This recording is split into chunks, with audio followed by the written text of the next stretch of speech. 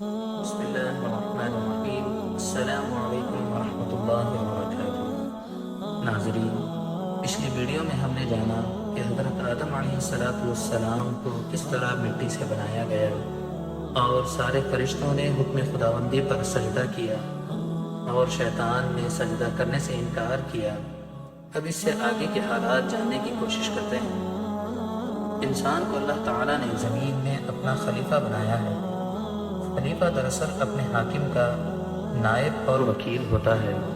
اللہ تعالیٰ نے جب اپنا نائب و خلیفہ بنانے کا ارادہ کیا اور حضرت آدم علیہ السلام کی شکل میں اس کو صورت دینا چاہی تو فرشتوں کو اطلاع دی کہ میں زمین پر اپنا نائب و خلیفہ بنانا چاہتا ہوں جو میری مرضیات کو زمین پر نافذ کرے گا اور زمین کا وہ مالک بھی ہوگا، زمین میں میرے مرضی کے مطابق حکومت قائم کرے گا۔ اس اطلاع پر فرشتے حیرانی ظاہر کرنے لگے۔ غالباً حیرانی کی وجہ یہ رہی ہوگی کہ زمین پر خلافت کی ضرورت آخر کیوں محسوس کی گئی؟ مخلوق تو ہم بھی ہیں، کسی دوسرے مخلوق کی پیدائش کہیں ہماری نااہلی کے سبب سے تو نہیں؟ اس سے پہلے جنات بھی تو تھے جن کی سرکشی و بغاوت کی وجہ سے انہیں دور دراز علاقوں میں قید کر دیا گیا۔ اب جو مخلوق پیدا ہوگی ظاہر ہے اس میں خیر و شر ہوگا، کیونکہ خیر تو صرف ہم میں ہی ہے۔ ایسی مخلوق سے فتنہ و فساد کی توقع ممکن ہے۔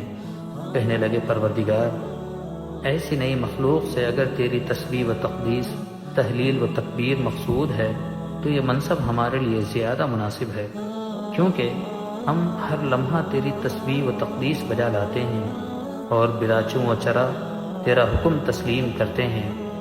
خدایا، کہیں ایسا نہ ہو کہ نئی مخلوق زمین میں خرابی اور خون ریزی برپا کر دے۔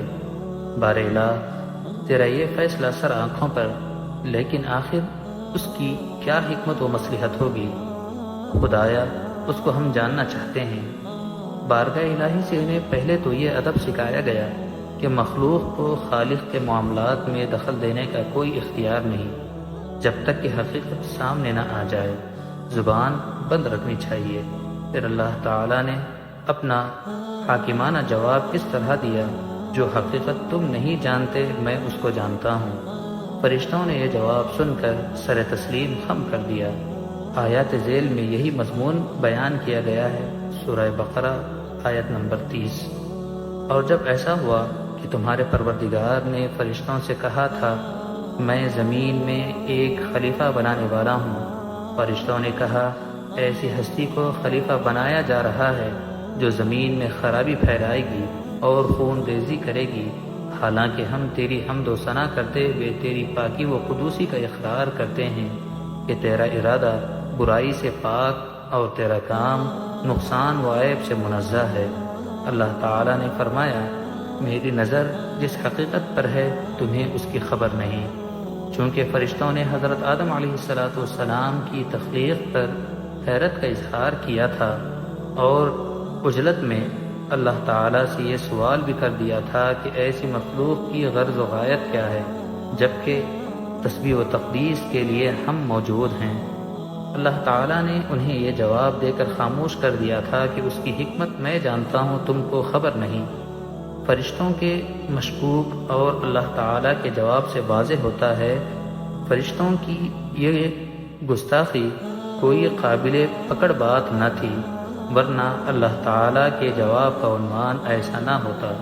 بہرحال فرشتوں کی نظروں میں حضرت آدم علیہ السلام کا مقام ظاہر نہ تھا اور اللہ کی مشیت تھی کہ حضرت آدم علیہ السلام کو فرشتوں پر فوقیت دی جائے اور اس کا اظہار بھی کر دیا جائے، تاکہ جہاں اللہ تعالیٰ کی حکمت تخلیق کا مشاہدہ ہو وہاں فرشتوں کا اعتراف قصور بھی انہی کی زبان سے ہو جائے۔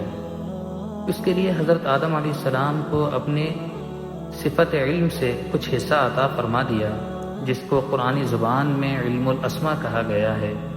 یہ علم کن چیزوں کا تھا قرآن حکیم نے اس کی کوئی وضاحت نہیں کی، البتہ احادیث نبویہ میں یہ وضاحت ملتی ہے کہ یہ علم موجودات کا علم تھا۔ عالم میں جو کچھ بھی تھا اس کا نام اور حقیقت بتلا دی گئی تھی، اس چیز کا یہ نام ہے اور اس کا یہ کام ہے۔ حضرت آدم علیہ السلام کو فرشتوں کے سامنے لایا گیا اور سوال کیا گیا کہ فرشتوں بتاؤ ان کے کیا کیا نام ہیں اور ان کی غرض و غایت کیا ہے۔ اللہ تعالیٰ کا یہ سوال بعینہ وہی سوال تھا جس کو فرشتوں نے اللہ تعالیٰ سے کیا تھا، یعنی تخلیق آدم کی غرض و غایت کیا ہے۔ فرشتوں کے لیے یہ بات بالکل نئی تھی اور وہ ان چیزوں سے قطعاً ناواقف تھے۔ فوراً بول اٹھے، یا الہی تو ہر عیب سے پاک ہے، ہمیں تو صرف اتنا ہی علم ہے جتنا تو نے ہمیں بخشا ہے، تو ہی ہر بات پر قدرت اور حکمت والا ہے۔ اس کے بعد تمام فرشتوں نے حضرت آدم علیہ السلام کو سجدہ کیا اور حضرت آدم علیہ السلام کی فضیلت کا اعتراف بھی کیا۔ فرشتوں سے اعتراف کروانا ویسے بھی بغیر کسی حجت و آزمائش کے ممکن تھا، لیکن یہ بات سوال و جواب کے حدود میں آ گئی تھی، اس لیے حضرت آدم علیہ السلام کی فضیلت کو دلیل و برہان سے واضح کر دیا گیا۔ قرآنی مضمون ہے وَعَلَّمَ آدَمَ الْأَسْمَاءَ۔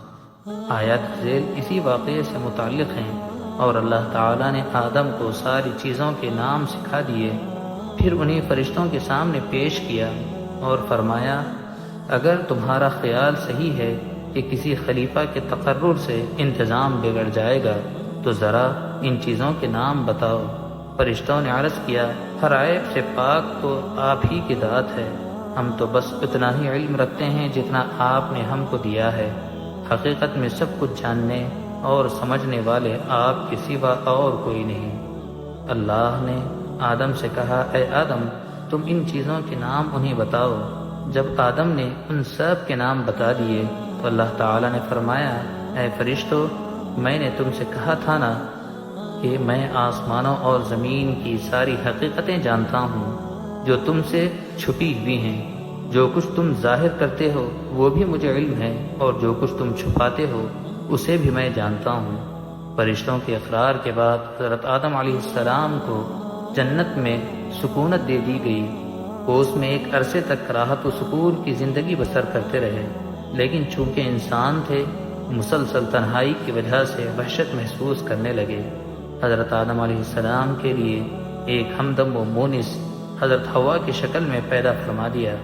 حضرت آدم علیہ السلام اپنا مونس و رفیق حیات پا کر بے حد مسرور ہوئے اور وہ تنہائی کی تکلیف چاہتی رہی۔ اس طرح حضرت آدم علیہ السلام کے سکون قلب کا انتظام ہو گیا۔ حضرت آدم علیہ السلام اور حضرت حوا علیہ السلام کو عام اجازت تھی کہ وہ جنت کے جس حصے میں چاہیں قیام کریں، ساری آسائشیں مہیا تھیں جس کو کسی آنکھ نے نہ دیکھا، نہ کسی کان نے سنا اور نہ کسی قلب پر اس کا تصور آ سکتا تھا۔ اس مکمل عیش و فراوانی کے باوجود اللہ تعالیٰ نے ایک خاص درخت کے قریب جانے سے منع بھی کر دیا تھا اور یہ بھی تنبیہ کی کہ تم دونوں کا دشمن کہیں تم کو نافرمانی میں مبتلا نہ کر دے، اگر اس کے خلاف ہوا تو ظلم کی بات ہوگی۔